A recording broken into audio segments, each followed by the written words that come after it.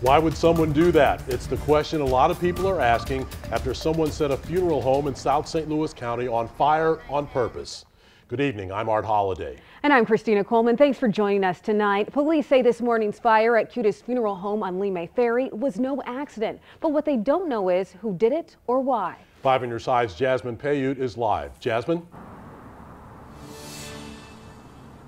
Art, Christina, as you can see behind me, this funeral home is still standing. Most of the damage caused from that fire is water damage that happened as firefighters were trying to put it out. The biggest concern here is that that fire was set on purpose. And for St. Louisans with a personal connection to this funeral home, their biggest question is why? It's a name that rings bells in St. Louis. Everybody knows who Kutis is. For more than 100 years, the Kutis family has served St. Louisans during their toughest times. My uncle was just buried there a little over a month ago, and he had a full military honors funeral, and it was beautiful. They helped out the family a lot.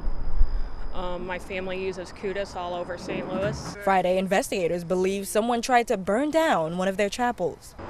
It's pretty disrespectful. The fire started around 4 o'clock Friday morning at their location on Lee May Ferry Road in Mehlville. Investigators are calling it arson after they found what they're calling 2 fire-producing devices. They say someone threw them on the roof and took off. I can't imagine why. I cannot imagine why anybody would do it to a funeral home.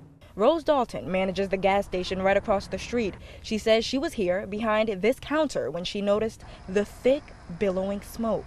Looking out the window, and I seen a bunch of fire trucks pulling up, and I'm like, oh my gosh.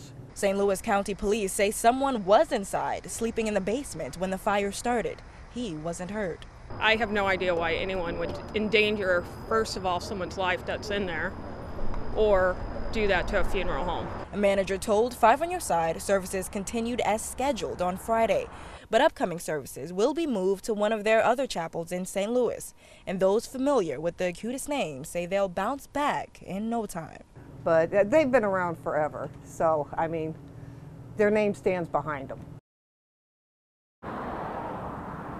This incident is still under investigation. Authorities have no suspects in custody, but the manager here says anyone who has questions about funeral services should give them a call. Reporting live in Mehlville, Jasmine Payute, 5 on Your Side.